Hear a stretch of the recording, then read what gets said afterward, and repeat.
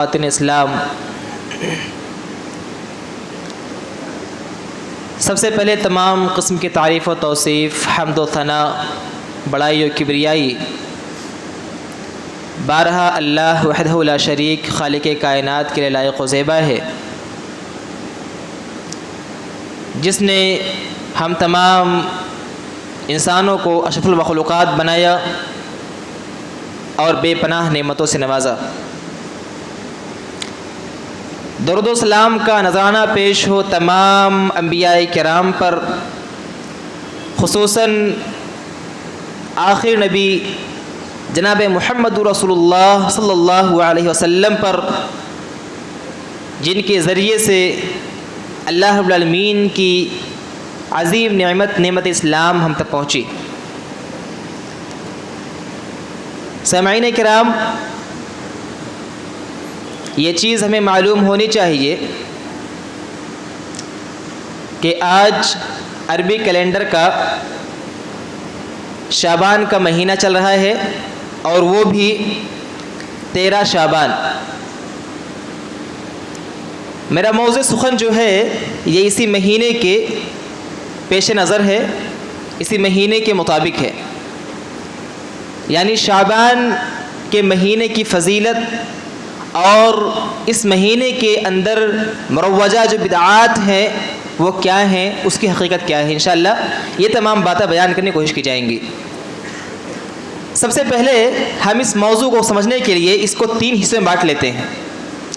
ایک یہ کہ اس ماہ مبارک یعنی ماہ شعبان کی فضیلت کیا ہے، دوسرا یہ کہ اگر یہ ماہ شعبان فضیلت والا ہے تو اس فضیلت والے مہینے کے اندر کون سی خاص عبادت ہے جو نبی پاک صلی اللہ علیہ وسلم سے ثابت ہے۔ تیسرا شک یہ کر لیجئے کہ اس مبارک مہینے کے اندر کون کون سی بدعات ہیں، یعنی فضیلت، خاص عبادت اور بدعت، ان 3 پوائنٹس کے اوپر انشاءاللہ بات کریں گے۔ سب سے پہلے دیکھیے کہ ہم اگر قرآن و حدیث کو پڑھیں، مطالعہ کریں بغور، تو معلوم ہوگا کہ شعبان یہ عربی مہینے کا، عربی کیلنڈر کا 8واں مہینہ ہے، اور اس کی فضیلت میں ہمیں ایک چیز ملتی ہے جس کے تعلق سے کئی ایک حدیث بھی ہیں، اور مفہوم اس کا ایک ہی ہے، وہ یہ کہ ایک بار ایک صاحب رسول تھے اسامہ بن زید عنہ، وہ کہتے ہیں کہ میں نے اللہ کے نبی سے پوچھا کہ اللہ کے وسلم بتلائیے کہ یہ جو مبارک مہینہ ہے آپ اس میں بہت کثرت سے روزہ رکھتے ہیں، اس کی وجہ کیا ہے؟ تو آپ وسلم نے اس مہینے کی جو فضیلت ہے اس کو بیان فرمائی، کہا کہ یہ وہ مہینہ ہے یغفل الناس منہ، جس سے اکثریت لوگوں کی غافل ہے، الذی بین رجب و رمضان، جو رمضان اور رجب کے درمیان ہے، یعنی یہ مہینہ ہے۔ کہا کہ ھذہ شہر ترفع فیہ الاعمال الی رب العالمین، کہا یہ مہینہ جو ہے شعبان کا، اس مہینے میں اللہ تعالیٰ کے پاس بندوں کے اعمال پہنچائے جاتے ہیں، چڑھائے جاتے ہیں۔ معلوم کیا ہوا کہ اس مہینے کی فضیلت میں یہ ایک حدیث ہے جس سے معلوم یہ ہوتا ہے کہ اس مہینے میں، شعبان کے مہینے میں، بندوں کے اعمال اللہ کے پاس پیش کیے جاتے ہیں، لہٰذا یہ مہینہ کیا ہو گیا؟ فضیلت والا ہو گیا۔ اب جب یہ مہینہ فضیلت والا ہے تو اس کے اندر کون سی خاص عبادت کرنا جائز ہے یا کون سی عبادت کرنا ثابت ہے، ہم دیکھیں گے جب۔ تو یہ مہینہ جو ہے ایسا نہیں ہے کہ صرف 2024 میں یا ہمارے دور میں آ رہا ہے، یہ مہینہ ہمیشہ سے آ رہا ہے، یعنی نبی صلی اللہ علیہ وسلم کے ہجرت کرنے کے بعد سے ہی، جب سے ہجری سن شروع ہوا ہے تب سے یہ سلسلہ وار چلا آ رہا ہے، اور ہر سال یہ مہینہ آتا ہے۔ لیکن اس مہینے میں ہم یہ دیکھیں کہ اللہ کے نبی صلی اللہ علیہ وسلم نے، صحابہ کرام نے، تابعین اعظام نے، تبع تابعین نے، ائمہ کرام نے کیا کام انجام دیے، کون سے عبادات کی طرف لوگوں کو توجہ دلائی، متوجہ کیا، اور کون سے اعمال پر لوگوں کو ابھارا، ہم اس کو دیکھیں گے تو معلوم ہوگا کہ اس پورے مہینے کے اندر صرف ایک عمل خصوصیت کے ساتھ کرنا ثابت ہے، وہ کیا ہے؟ روزہ رکھنا۔ شعبان کے مہینے میں کثرت سے روزہ رکھنے کے علاوہ کوئی اور خاص عمل کرنے کا ثبوت قرآن و حدیث سے نہیں ملتا۔ امی عائشہ حدیث راویہ ہیں، صحیح مسلم کی روایت ہے، وہ فرماتی ہیں کہ میں نے اللہ کے نبی صلی اللہ علیہ وسلم کو شعبان سے زیادہ کسی اور مہینے میں روزہ رکھتے ہوئے نہیں دیکھا. یعنی شعبان کے مہینے میں وسلم کثرت سے روزہ رکھتے تھے. لیکن ایک بات میں یہاں اور واضح کر دوں کہ کثرت سے روزہ رکھنے کا مطلب یہ نہیں کہ مکمل مہینے کا روزہ رکھا جائے، بلکہ ایک دوسرے حدیث کے اندر جو کہ سنن ابی داؤد وغیرہ کی حدیث ہے، آپ نے فرمایا کہ جب 2 دن یا 1 دن باقی رہے تو تم شعبان کا روزہ مت رکھو. البتہ وہ آدمی جس کی عادت ہے ہر مہینے روزہ رکھتا ہے وہ پیر اور جمعرات کا. اب اتفاق ایسا ہوا کہ شعبان کی آخری تاریخ یا شعبان کی آخری 2 تاریخ یا تو جمعرات پڑ جا رہا ہے یا پھر سوموار پڑ جا رہا ہے، تو اس کی عادت چونکہ رکھنے کی ہر مہینے کی وہ رکھ سکتا ہے. لیکن خاص طور سے رمضان کے استقبال میں روزہ رکھنا شعبان کے آخری 2 دنوں کی، یہ اللہ نبی صلی اللہ علیہ وسلم نے سے منع فرمایا ہے. جو اس کے اندر مصلحت کیا ہے، حکمت کیا ہو سکتی ہے؟ یہی ہو سکتی ہے کہ چونکہ رمضان کا مہینہ ہے، رمضان کی عبادات فرض ہیں، کہیں ایسا نہ ہو کہ اس کی وجہ سے نفل عبادت میں کرنے میں تمہیں کمزوری لاحق ہو جائے اور تم سے فرائض چھوٹ جائیں یا فرائض تم سے کوتاہی ہو جائے. تو دراصل بتانا یہ ہے کہ اس فضیلت والے مہینے کے اندر صرف اور صرف ثابت شدہ عمل روزہ رکھنا ہے. کثرت سے جتنے زیادہ آدمی روزہ رکھ سکتا ہے رکھے. سامعین کرام، یہ تو ہوئی اس مہینے کی فضیلت اور اس مہینے کے اندر کی جانے والی خاص عبادت. ہم آتے ہیں بدعات کی طرف. چونکہ ان دونوں چیزوں کو یعنی فضیلت کو یا تو بڑھا کے پیش کیا گیا اور اس کے اندر کی جانے والی عبادت کو بالکل سے ترک کر دیا گیا، جس کی وجہ سے بدعات نے جنم لیا. اور بدعات کو اس طریقے سے رواج ملا، اس طریقے سے اس کو لوگوں نے ہاتھوں ہاتھ لیا کہ یہ تمام کے تمام جو حقیقت تھی وہ پردے کے پیچھے ہو گئی اور بدعات بالکل عام ہو گئی. ہم دیکھیں گے کہ اس مہینے کی جو اکثر بدعات ہیں اس کا تعلق 15 شعبان سے ہے. ماہ شعبان کے جتنے بدعات مروجہ ہیں ہمارے سماج معاشرے کے اندر، ان میں سے اکثر کا تعلق کس سے ہے؟ 15 شعبان سے ہے. اچھا، 15 شعبان میں کیا معاملہ ہے بھائی؟ معاملہ یہ ہے کہ کچھ لوگوں کا یہ ماننا ہوتا ہے کہ 15 شعبان یہ کیا ہے؟ شب برأت ہے. شب برأت ہے. آپ کو معلوم ہونا چاہیے کہ عربی کے اندر یا یوں سمجھ لیجئے کہ دین کا کوئی معاملہ سمجھنے کے لیے، جاننے کے لیے، اس پر عمل کرنے کے لیے ضروری ہے کہ قرآن و حدیث میں اس کا ذکر ہو. یہ بات صحیح ہے نا؟ کسی بھی عمل پر، کسی بھی کام، کسی بھی حکم پر عمل کرنے کے لیے ضروری ہے کہ اس کا ذکر کم از کم قرآن و حدیث کے اندر ہو. اور قرآن و حدیث کی زبان کے اندر ہے، عربی زبان کے اندر ہے. آپ دیکھیں گے کہ بدعات کی بے ثباتی، بدعات کی کمزوری اور بدعاتی جو ہوتا ہے کس قدر عقل کا اندھا ہوتا ہے. اب اس سے اندازہ لگائیں آپ کہ جس نے بدعات کو ایجاد کیا اور جو ابھی تک اس پر عمل کرتے آ رہے ہیں، ان کے عقل کا آپ اندازہ لگائیے ان کی عقل کتنی ہے. عربی کے اندر ہونا چاہیے، قرآن و حدیث کے اندر اس کا تذکرہ ہونا چاہیے. بیسک بات، بنیادی بات یہ ہے. لیکن یہ شب برات جو ہے نا، لفظ شب جو ہے، شب یہ فارسی زبان کا لفظ ہے. شب کے معنی کیا ہوتے ہیں؟ رات. اور عربی میں رات کے لیے کیا آتا ہے؟ لیلہ، لیل. آپ کہیں پر بھی قرآن و حدیث کے اندر کہیں پر بھی نہیں دیکھیں گے کہ کہیں اس کا ذکر ہے کہ لیلۃ البراءہ. کہیں نہیں ملے گا آپ کو. آپ کو جہاں ملے گا اردو کتابوں کے اندر بات کی پیداوار ان میں ملے گا آپ کو شب برات. اچھا، اس کا مطلب کیا ہوا؟ برات کے معنی کیا ہوتا ہے؟ برات کے معنی ہوتے ہیں نا کہ آزادی، رہائی، چھٹکارا، آپ اس کو کہہ سکتے ہیں. تو لوگوں کا یہ ماننا ہے کہ 15 شعبان کو اللہ تعالیٰ اپنے بندوں کو جہنم سے رہائی دیتا ہے، آزاد کرتا ہے.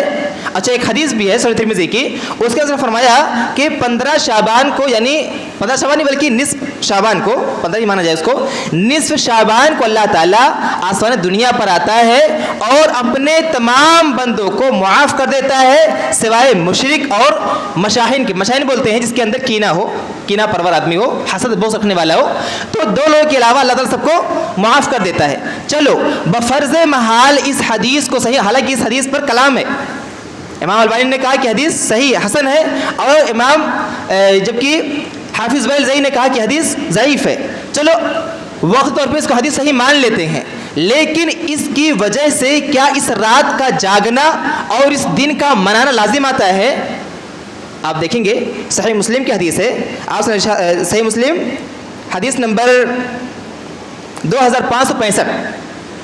آپ نے فرمایا کہ یہ جو دن جو ہے نا سال بھر میں ایک مہینے میں نہیں ہوتا ایسا، چونکہ اللہ تعالیٰ نے انسانوں کو پیدا کیا اس لیے اپنی عبادت کے لیے. اللہ تعالیٰ رپورٹنگ کے ذریعے کے لیے کیا کیا؟ فرشتوں کو اپنے بندوں پر متعین کیا. فرشتے بندوں کے سارے کارنامے کیا کرتے ہیں؟ ریکارڈ کرتے ہیں اور اللہ کے سامنے پیش کرتے ہیں. یہ عمل 4 شفٹوں میں ہوتا ہے، 4 طریقے سے ہوتا ہے، صرف ایک نہیں کہ بس شعبان کے مہینے میں مان لیا جائے تو. ورنہ آپ دیکھیں گے کہ ہر روز یعنی روزانہ کے حساب سے، ہفتے کے حساب سے اور سالانہ کے حساب سے بھی پیش ہوتا ہے. اور ایک آخری مرتبہ ہوگا. روزانہ کیا ہوتا ہے؟ عصر میں اور فجر میں فرشتے کی ڈیوٹی چینج ہوتی ہے. فجر سے عصر تک جس فرشتے کی ڈیوٹی تھی وہ سارا کارنامہ الگ پاس لے کر کے جا کر حاضر ہوگا. ایسے ہی جب چینج ہوئی پھر عصر سے اگلے فجر تک تو یہ فرشتہ لے کر اللہ کے سامنے سارا نام اعمال پیش ہوگا اللہ کے سامنے. تو یہ اللہ کے سامنے پیش ہو رہا ہے، روزانہ ہوتا ہے یہ. اچھا، اس کے علاوہ دیکھیں گے آپ ہفتے میں بھی، جب میں نے آپ کو حدیث پڑھی ہے صحیح مسلم کی حدیث نمبر 2565، اس کے اندر آپ نے فرمایا کہ ہر روز، ہر پیر اور جمعرات کے روز اللہ تعالیٰ اپنے تمام بندوں کو معاف کر دیتا ہے سوائے مشرک اور مشاہین کے، سوائے شرک کرنے والے اور کینہ پرور کے، جس کے دل کے اندر بغض ہو، نفرت ہو، عناد ہو، اس کو چھوڑ کر کے. یہ 2 لوگ بدنصیب ہیں کہ ان کے اعمال فرشتے اللہ کے سامنے لے کر پیش نہیں ہوتے. اللہ کہتا ہے فرشتوں سے کہ انظروا ہذین، ان دونوں کے اوپر نگاہ رکھو، دیکھو ان کو، حتی یصطلحا، یہاں تک کہ دونوں کیا کر لیں؟ اصلاح کر لیں، دونوں بغض و عناد کو مٹا کر کے مل جائے. ان دونوں پر نگاہ رکھو. تو یہ ہفتے میں ہو گیا. آپ منتھلی دیکھ لیجئے کہ شعبان کے مہینے کو آپ مان لیجئے تو بھی معلوم یہ ہوتا ہے کہ اگر ہم شعبان کے مہینے میں یہ مان لیں کہ اللہ کے سامنے اعمال پیش ہوتا ہے، اس لیے ہم جاگتے ہیں، خاص عبادات کو انجام دیتے ہیں، تو پھر سوال یہ پیدا ہوتا ہے کہ روز آنا نماز کہاں ہے؟ ہفتے میں پیر اور جمعرات کا روزہ اور عمل کہاں ہے؟ اس سے معلوم یہ ہوتا ہے کہ دراصل معاملہ یہ نہیں ہے، معاملہ عبادات کو انجام دینے کا نہیں ہے، معاملات ہے بدعات اور رسومات کو بڑھاوا دینے کا. ورنہ جس بندے کو اللہ کے سامنے اپنے اعمال اچھے طریقے سے حاضر کرنے کا شوق ہوتا، وہ ایک دن کا انتظار نہیں کرتا. وہ اس کو معلوم ہوتا ہے کہ روز ہمارے اعمال پیش ہو رہے ہیں، روز وہ حاضر ہوتا ہے اللہ کے گھر میں. اس کو معلوم ہوتا ہے کہ ہر پیر کو اور ہر جمعرات کو پیش ہوتے ہیں، ہر پیر ہر جمعرات کو روزے رکھتے ہیں، وہ عبادات کرتا ہے وہ. لیکن صرف ایک دن کو خاص کر لینا یہ کیا ہے؟ شریعت کے اندر نئی چیز کا اپنی طرف سے ایجاد کرنا ہے. آپ دیکھیں گے کہ یہ کام اللہ علیہ وسلم کے زمانے میں، یہ مہینہ شعبان کا مہینہ، آپ وسلم کی نبی زندگی 23 سالہ ہے، اس میں سے آپ 13 نکال دو مکی زندگی. کیوں نکال دو؟ چونکہ مکی زندگی میں یہ لوگ بہانہ بنا سکتے ہیں، لوگ بنانے والے، کہ مکی زندگی میں نبی وسلم مسلمانوں کا غلبہ نہیں تھا، مسجدیں نہیں تھیں اور اس طرح سے کھلے کے لوگ بات نہیں کر پائے. چلو ٹھیک ہے، 13 سال چھوڑ دو. 10 سالہ مدنی زندگی کے اندر مسلمان کمزور تھے یا مسلمان کو مسجدیں نہیں تھی اپنی، مسلمانوں کے پاس دین پر عمل کرنے کی طاقت نہیں تھی نا. 10 سال تک ہر سال شعبان کا مہینہ آیا، کوئی بھی لا کر کے مجھے کوئی حدیث دکھا دے، ایک قرآن کوئی آیت بتلا دے کہ اللہ کے نبی نے خود اس رات کو شب بیداری کی ہے، صحابہ کرام کو اس کی تعلیم اور تلقین کی ہے، اس کی ترغیب دلائی ہے. اور آگے بڑھیے آپ، خلفائے راشدین کا زمانہ آتا ہے، 2 سال ابو بکر رضی کا دور خلافت، 10 سال عمر بن خطاب کا، ایسے آپ دیکھیں گے تقریباً 12 سال عثمان بن عفان کا رضی اللہ عنہ، اور ایسے ہی دیکھیں گے حضرت علی رضی اللہ عنہ کا 4 سے 5 سال کا، امیر معاویہ کا کتنا 20 سال تقریباً. آپ ان تمام ایام کو اکٹھا کریں گے، آپ کو کہیں پر بھی نہیں ملے گا کہ کسی صحابی رسول نے شب برات کے نام سے یا شعبان کی 15ویں رات کو خاص طور سے منایا ہو. نہ تو خود منایا اور نہ ہی اپنے لوگوں کو اس کی تلقین کی اور اس کی ترغیب دلائی. پھر ہم کون ہوتے ہیں؟ ہم یا تو یہ ثابت کر دیں، یا تو ہم یہ کہنا چاہ رہے ہیں، آج کل جو صحیح برات ماننے والے ہیں، یا تو وہ یہ کہنا چاہ رہے ہیں کہ اللہ کے نبی نے دین مکمل پہنچایا نہیں، یا وہ یہ کہنا چاہ رہے ہیں کہ اللہ کے نبی کو دین سے محبت نہیں تھی یا زیادہ نیک کام کرنے سے محبت نہیں تھی. اچھا، دونوں صورتوں میں اگر کوئی ایسا سوچتا ہے، دونوں صورتوں میں وہ دائرہ اسلام سے خارج ہوتا ہے. دونوں صورتیں میں وہ کافر ہو جاتا ہے. وہ اگر کوئی سوچتا ہے ایسا تو کہ اللہ کے وسلم نے دین کو مکمل پہنچایا نہیں یا پھر اگر یہ سوچتا ہے, اس کا یہ عقیدہ رکھتا ہے کہ اللہ کے نبی نے عمل نہیں کیا, ہم کر رہے ہیں کیونکہ ہمیں دین سے زیادہ محبت ہے, تو ان دونوں صورتوں میں کیا ہو جا رہا ہے, نبی کی نبوت پر داغ آ رہا ہے, حرف آ رہا ہے. اور اگر کوئی نبی کی نبوت پر شک کرے تو وہ مسلمان نہیں ہے, بلکہ کیا ہے, وہ کافر ہے. وہ میں یہ کسی کو فتویٰ نہیں لگا رہا, حکم نہیں لگا رہا, میں ایک آئینہ دکھا دے رہا ہوں کہ یہ اصول ہے, ہر کوئی اپنے آپ کو تول لے, اس آئینے میں اپنے آپ کو دیکھ لے. سامنے کرام, اور آگے بڑھیں گے ہم, اور اب دیکھیں گے کہ اسی مبارک مہینے میں, یعنی شعبان کے مہینے میں, بجائے اس کے کہ روزے رکھے جائیں کثرت سے اور عبادات کو انجام دیے جائیں, اس کو چھوڑ کر کے ہر کام ہوتا ہے. یعنی اس مبارک مہینے کو, اس میں نے بتلایا کہ شب برات منایا جاتا, سمجھ کر کے. دوسری چیز یہ کہ اس مبارک مہینے کو بعض لوگوں نے سیلیبریٹ کرنے کا ایک راستہ یہ نکالا کہ یہ مبارک مہینہ جو ہے, یہ مہینہ مبارک مہینہ ہے, اس میں قرآن کا نزول ہوا. جبکہ ہم اور آپ جو قرآن حدیث تھوڑا پڑھتا ہوگا اس کو معلوم ہوگا قرآن کب نازل ہوا, کس مہینے میں, ماہ رمضان میں. اب وہ دلیل کیا دیں گے, سورہ دخان کی آیت نمبر 2-3, انا انزلناہ فی لیلۃ مبارکہ انا کنا منذرین, ہم نے اس قرآن کو مبارک رات میں نازل کیا, لیکن ان کو یہ نہیں معلوم کہ مبارک رات سے مراد کیا ہے. اچھی چیز معلوم ہونا چاہیے آپ کو کہ قرآن کی تفسیر قرآن خود کرتی ہے. کبھی کبھی قرآن کی تفسیر پہلے قرآن خود کرتی ہے, پھر قرآن کی تفسیر حدیث, پھر قرآن کی تفسیر اقوال صحابہ. تو بتانا چاہ رہا ہوں میں کہ اگر وہ تفسیر کی طرف ایک عاجز بندہ جو سمجھتا ہے کہ لیلۃ المبارکہ سے مراد شب برات ہے, اگر وہ ذرا تحقیق کرے تو اس کو معلوم ہوگا کہ مبارک رات سے مراد رمضان کا مہینہ ہے. وہ کیوں, کیونکہ رمضان کے مہینے ہی میں قرآن کا نزول ہوا.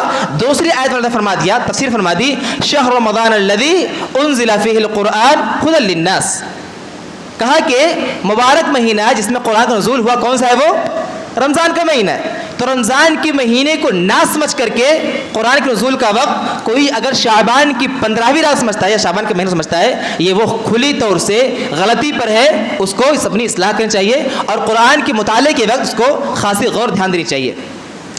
تیسری بات یہ بدعت شکل میں جو ایجاد ہوئی ہے وہ یہ کہ قبروں کی زیارت کرتے ہیں, جوق در جوق لوگ جمع ہوتے ہیں اور باقاعدہ قبروں کو قبرستان کو باقاعدہ سجایا جاتا ہے زیارت کرنے کے لیے.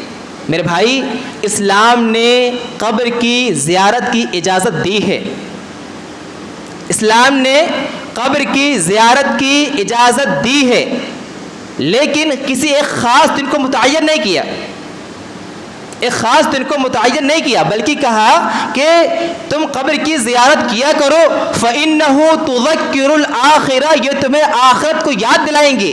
اب کوئی اگر جشن مناتا ہے اور جشن میں قبر کی زیارت کرے, اس کو آخرت یاد آئے گی؟ کوئی خوشی منا رہا ہے, دن بھر ڈھول تاشے, رات کو پٹاخے اور کمکمے جلائے اور جا کر کے سجا کر کے وہاں پر جائے. اچھا بتائیے آپ کہ کمکمے اور شادیانے کہاں بجتے ہیں؟ جہاں پہ کسی کا انتقال ہو جاتا ہے, جہاں پہ خوشی ہوتی ہے. لائٹنگ کہاں کی جاتی ہے بتائیے بھائی, معلوم ہے نا آپ لوگوں کو, لائٹیں کہاں سے جائی جاتی ہیں, ڈھول تاشے کہاں بجتے ہیں؟ جہاں پر خوشی ہوتی ہے. قبرستان کو سجا کر کے اور ایسے ہی دن بھر رات کو پٹاخے پھوڑ کر کے آدمی قبرستان کو جا رہا ہے, وہ کس لیے جا رہا ہے؟ وہ اس لیے جا رہا ہے کہ ہمیں آخرت یاد ہے؟ نہیں, وہ اس کو تہوار سمجھ رہا ہے, وہ اس کو سیلیبریٹ کر رہا ہے, وہ جو کہ شریعت نے اس کی پرمیشن ہرگز نہیں دی ہے. ہاں, آخرت کو یاد کرنا ہے آپ کو, آخرت اس کے قبر سے آپ کو نصیحت پکڑنی ہے, آپ جاؤ, جب موقع ملے آپ جاؤ, لیکن پورے سال انتظار کرنا, اور انتظار کرنے کے بعد شعبان کا جب مہینہ آئے تو چلو ٹولیوں میں, جماعتوں میں, اور قبرستان کو سجاؤ, جھاڑو لگاؤ, یہ کرو وہ کرو پورا, پھر جا کر کے احترام ساتھ کرو.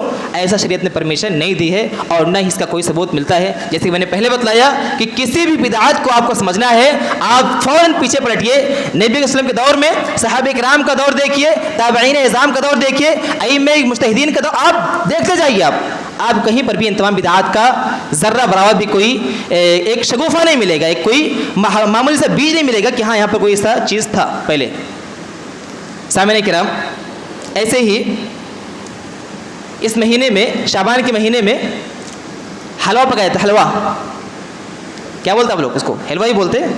حلوہ پکائی جاتی ہے, میٹھا, اور اس میں حکمت کیا بتائی جاتی ہے, کتنی ہنسی, مطلب ایک ادنا سا آدمی جو دین کو سمجھتا ہے اس کو ہنسی آئے گی اس بات پر.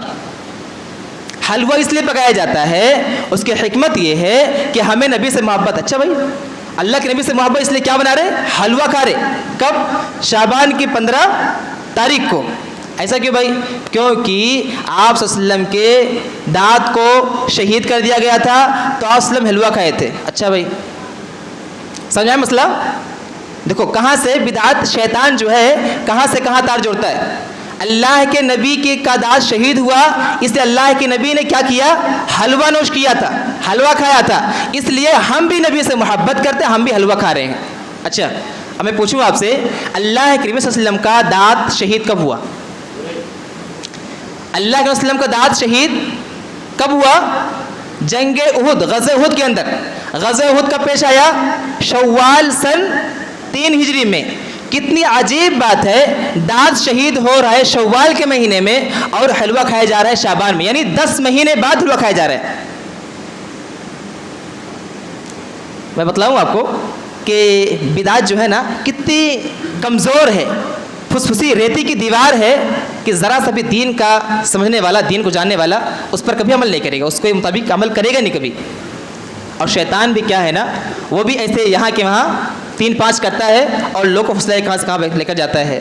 جب بدعت کی بات آتی ہے تو لوگ بہت برا لگتا ہے، یہ لوگ ہمیشہ بدعت بدعت بدعت کرتے رہتے. بدعت حرام ہے، بدعت نہیں کرنا، یہ نہیں کرنا.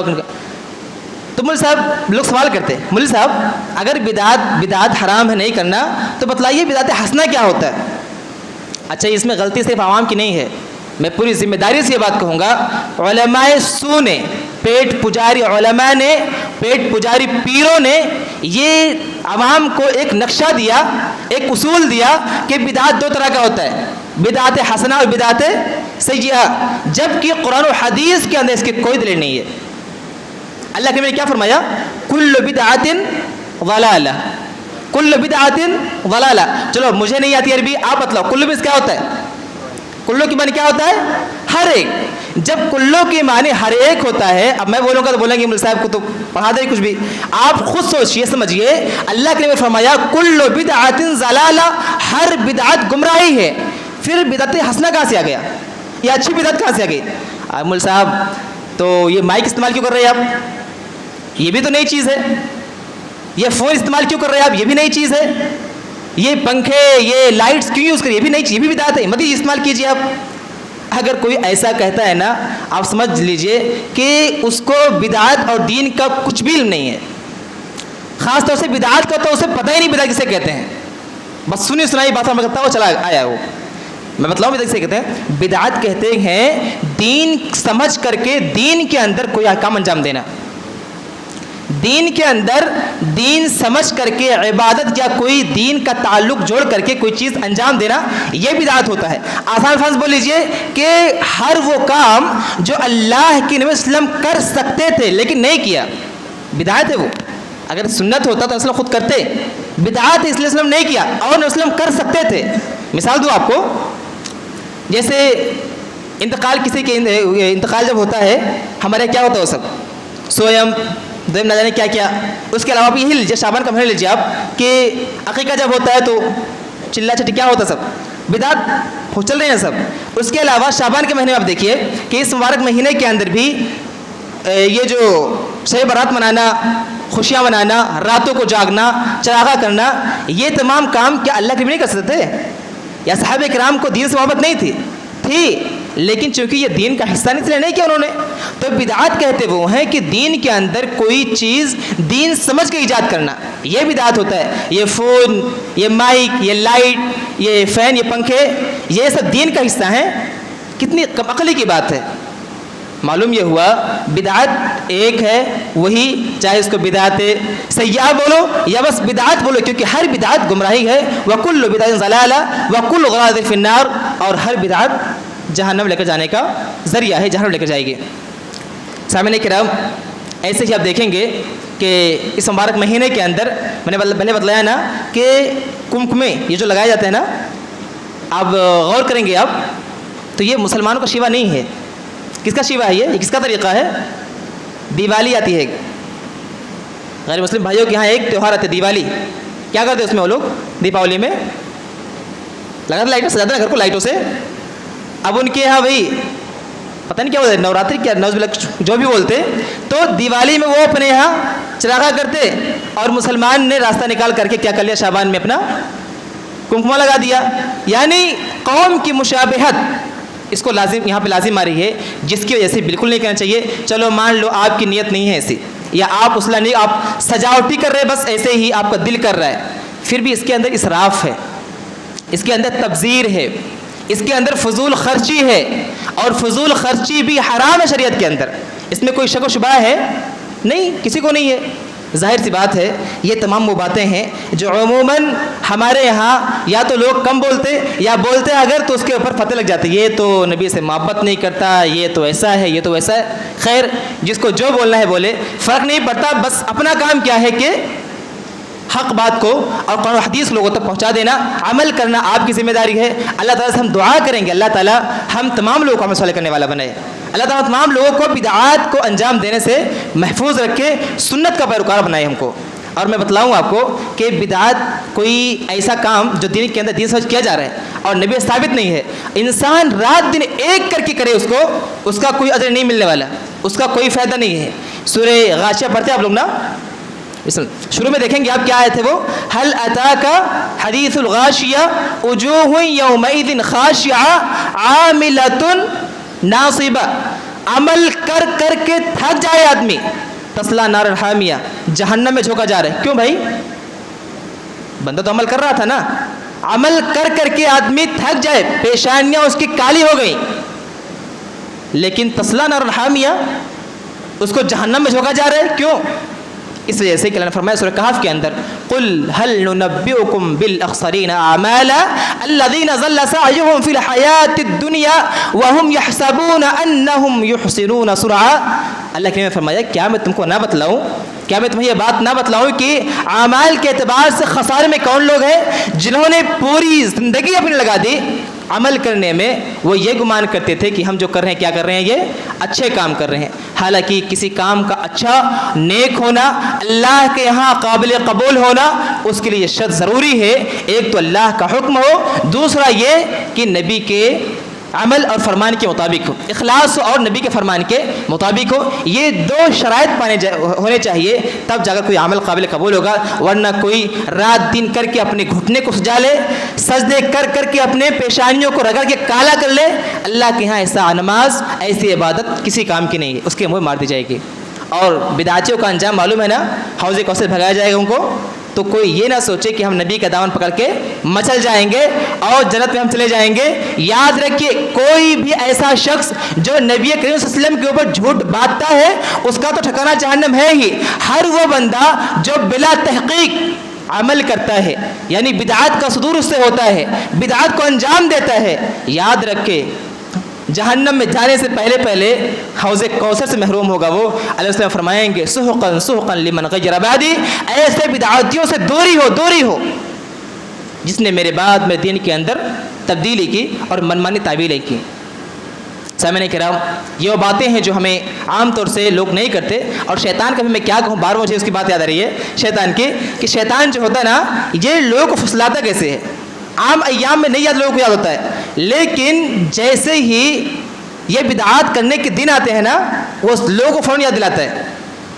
یا تو شاید اس فون کے اندر ہے شیطان، نوٹیفیکیشن آ جاتا ہے فوراً کہ فلاں تاریخ یہ چیزیں ہیں. ورنہ عام حالات میں پوچھوں آپ سے، عربی مہینے کا جو مہینہ چل رہا شعبان کا ہے، اس کے بعد کون سا مہینہ آئے گا شاید کہ تھوڑے لوگ معلوم ہو. یا ایسے ہی میں پوچھوں اگر کہ رمضان کا مہینہ عربی کیلنڈر کے حساب سے رمضان کس مہینے میں آتا ہے، کس کو معلوم ہے؟ عربی کیلنڈر کے حساب سے رمضان کس مہینے میں آتا ہے؟ اکثر لوگوں کو نہیں معلوم ہوگا.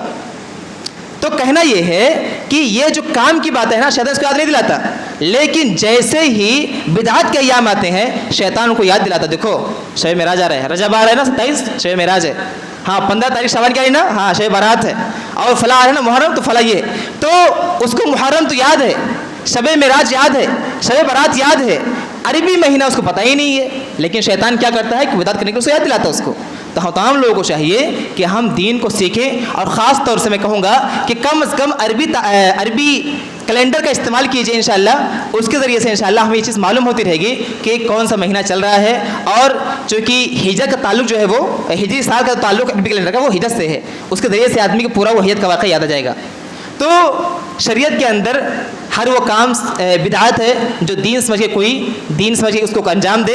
ہر کام کو اللہ کے ہاں قابل قبول ہونے کے لیے 2 شرط ہونی چاہیے۔ پہلی یہ کہ اللہ رب العالمین کے لیے کیا جائے اخلاص کے ساتھ، دوسرا یہ کہ نبی کے فرمان کے مطابق ہو۔ اگر یہ 2 شرطیں نہیں پائی جا رہی ہیں تو وہ عمل اللہ کے ہاں قابل قبول نہیں ہے۔ ایک آخری بات بیان کر کے بات ختم کروں کہ میں دیکھتا ہوں مسلسل تقریباً 2.5-3 سال ہونے کو ہیں الحمدللہ، میں یہ دیکھ رہا ہوں کہ ہماری یہ جو مصلی ہمارے ہیں، یہ جو ہمارے آڈینس کے لیجیے، میں مصلی کیسے کہوں، چونکہ مصلی بولتے ہیں نماز پڑھنے کو ہمیشہ کے، تو جو یہ اپنے سننے والے سامعین ہیں، ہر جمعہ کو تقریباً کہیں نہ کہیں سے اشارہ ملتا رہتا ہے کہ جمعہ کا ثواب ہے، جمعہ میں پہلے آئیے، لیکن نہ جانے شیطان کا کون سا ایسا غلبہ، کون سا ایسا اس کا کچوکا ہے کہ ان کو ہوش نہیں دے رہا ہے، ان کو بھی غفلت میں ڈالے ہوئے ہے۔ اور بتلاؤں میں آپ کو الفاظ سخت ذرا ہوں گے، لیکن سنیے اس بات کو کہ بہت بڑی بیوقوفی انسان کے، بہت بڑا بیوقوف انسان ہے وہ، پتہ ہے کون؟ جب فرشتے جمعہ کا دن ہوتا ہے، اذان سے پہلے جب ممبر پر امام چڑھ جاتا ہے، اس وقت تک کیا کرتا فرشتہ؟ گیٹ پہ ہوتا ہے، اول وقت میں آنے والے کا نام لکھتا ہے۔ جمعہ سے یعنی امام کے ممبر پر جانے سے پہلے جتنے لوگ آتے ہیں سب کا نام لکھتا ہے، وہ فرشتہ لکھتا ہے، اللہ تعالیٰ نے اس کی پیشی ہوتی ہے، اس کو خاص جمعہ کا ثواب ملتا ہے۔ لیکن جب امام خطبہ شروع کر دے، وہ فرشتے بھی رجسٹر بند کر کے خطبہ سننا شروع کر دیتے ہیں۔ کتنے بیوقوف لوگ ہیں وہ جو جمعہ کے دن بھاگتے آتے بھی ہیں، لیکن ان کا شمار جمعہ میں ہوتا ہی نہیں ہے، ان کا شمار جمعہ میں ہوتا ہی نہیں ہے۔ کیا بگڑ جاتا ہے، کیا نقصان، کتنے بلین ٹریلین کا نقصان ہو جاتا ہے اگر 10 منٹ پہلے آپ آ جائیں۔ جب خطبہ شروع ہوا تو ایک جیسا نہیں ہو رہی تھی، اور الحمدللہ کبھی کبھی خوشی بھی ہوتی ہے لیکن پھر تکلیف بھی ہوتی ہے کہ آخری وقت میں یہ حال ہوتا ہے کہ سڑکوں پر نماز پڑھنا پڑتا ہے۔ یہ کون سا ایمان ہے؟ یہ کون سے دین پر عمل کرنے کا طریقہ ہے؟ یہ وہ دین، یہ وہ طریقہ تو نہیں جو ہم کو اللہ کریم نے سکھلایا تھا۔ اور میں آپ کو وہی بتلاؤں، سورہ بقرہ آپ لوگ پڑھتے ہوں گے، اللہ تعالیٰ نے اس کے اندر فرمایا، یہودیوں کا تذکرہ کیا اور کہا کہ یہودیوں کے بارے میں معلوم ہے آپ کو، یہودیوں کو مخاطب کر کے پوری امت کو تعلیم دی جا رہی ہے۔ وَلَقَدْ عَلِمْتُمُ الَّذِينَ اعْتَدَوْا مِنْكُمْ فِي السَّبْتِ فَقُلْنَا لَهُمْ كُونُوا قِرَدَةً خَاسِئِينَ۔ تمہیں معلوم ہے، اللہ نے فرمایا کہ تمہیں ضرور معلوم ہے، تمہیں اچھے سے معلوم، بغیر شک و شبہ کے تمہیں معلوم ہے کہ سبت والوں کے ساتھ میرا معاملہ کیا ہوا۔ سبت والے کون تھے؟ وہی ہفتے والے یہودی لوگ۔ ان کو کہا گیا کہ دیکھو ہفتے کا روز تمہارے لیے خاص دن ہے عبادت کے لیے، اس میں تمہیں کوئی اور کام نہیں کرنا ہے۔ اور انہوں نے کہا ٹھیک ہے، اس کے بعد انہوں نے منمانی کرنی شروع کر دی، مان لیا ہاں ٹھیک ہے یہ ہفتے کا دن ہمارے لیے عبادت دن خاص کریں گے، لیکن اس کے مطابق انہوں نے عمل نہیں کیا، شکایت کرنا انہوں نے شروع کر دیا۔ اللہ نے فرمایا ہم نے ان کے اوپر سزا مسلط کرتے ہوئے فرمایا کونوا قردۃ خاسئین، تم سب کے سب ذلیل و رسوا بندر ہو جاؤ۔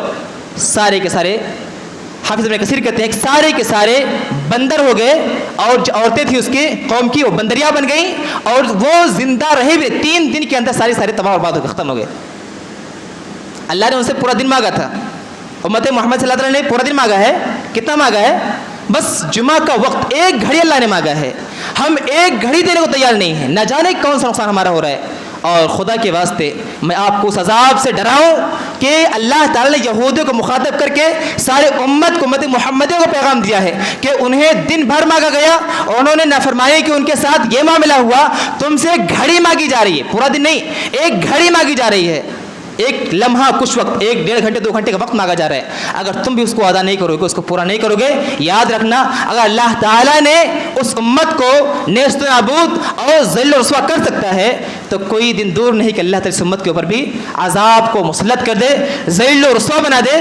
وہ تو نبی صلی اللہ علیہ وسلم کی دعا کا اثر ہے، نبی صلی اللہ علیہ وسلم کی دعا کا اثر ہے، عام عذاب اللہ نازل نہیں کرتا اس امت پر۔ ورنہ جو ہمارے اعمال ہیں آج، جو اس امت کے اندر بدعات اور شرک کے جو ان لوگوں نے طریقے ایجاد کیے ہوئے ہیں، اللہ تعالیٰ کبھی بھی اس کو برداشت نہیں کرتا۔ سامعین کرام، میں آپ کو آگاہ کرتا ہوں، آپ کو متنبہ کرتا ہوں کہ انشاءاللہ العزیز یہ کام، یہ عمل اگلے ہفتے سے انشاءاللہ نظر نہیں آنا چاہیے۔ ہر کوئی یہ سوچ لے کہ انشاءاللہ جمعہ کا روز ہے، 11 بجے تک وہ فارغ ہو جائے اپنے سارے کام سے، دنیوی کام سے، پھر اس کے بعد 11 بجے کے بعد کیا کرے، اگر چاہے تو وہ کر سکتا ہے 11 بجے کے بعد کیا کرے، وہ اپنے سارے صفائی کام کرے، گھر میں اپنا صفائی کرے، باقی اذان سے پہلے اگر کہ وہ مسجد میں بھر جائے، مسجد میں اگر بیٹھ جائے، تاکہ اس کا شمار جمعہ پڑھنے والوں میں بھی ہو، اور دوسری بات یہ کہ وہ عذاب سے محفوظ بھی رہے۔ وقت زیادہ ہوا، لیکن یہ وہ ضروری باتیں ہیں جس کو ہمیشہ ہمیں یاد رکھنا چاہیے۔ اللہ تعالیٰ دعا کریں مولا کریم ہم تمام لوگوں کو عمل صالح کرنے والا بنائے، قرآن و حدیث کے مطابق زندگی گزارنے والا بنائے۔ مولا کریم جو لوگ دین سے دور ہیں اللہ انہیں دین سے قریب کر دے۔ مولا کریم اس مبارک مہینے میں ہمیں کثرت سے روزے رکھنے والا بنائے۔ مولا کریم جو لوگ جمعہ کی اہمیت اس کی فضیلت سے ناواقف ہیں اللہ انہیں جمعہ کی اہمیت کو سمجھا دے۔ مولا کریم جو لوگ جمعہ میں دور رہتے ہیں اللہ انہیں اپنے قریب کر لے، انہیں پنجگانہ نمازی بنا دے۔ اللہ ہم سب کو اجازت دے کہ من اسلام پر قائم دائم رکھے۔ مولا کریم پوری عالم اسلام کے اندر، پوری دنیا کے اندر جہاں جہاں مسلمان پریشان حال ہے، اے اللہ ان کی پریشانیوں کو آسان کر دے، اے اللہ تو ان کی مشکلات کو حل کر دے، اے اللہ تم مدبر الامور ہے، اے اللہ تو آسانیاں پیدا کرنے والا ہے، اے اللہ ہم خطا کار ہیں، ہم گنہ گار ہیں، اللہ ہماری خطاؤں کو معاف فرما دے، اے اللہ تو غفور رحیم ہے، اے اللہ ہم تمام لوگوں کو اس دار فانی کے اندر جب تک زندہ رکھ، قرآن و حدیث پر اور صراط مستقیم پر گامزن رکھ، اے اللہ ہمارے خاتمہ و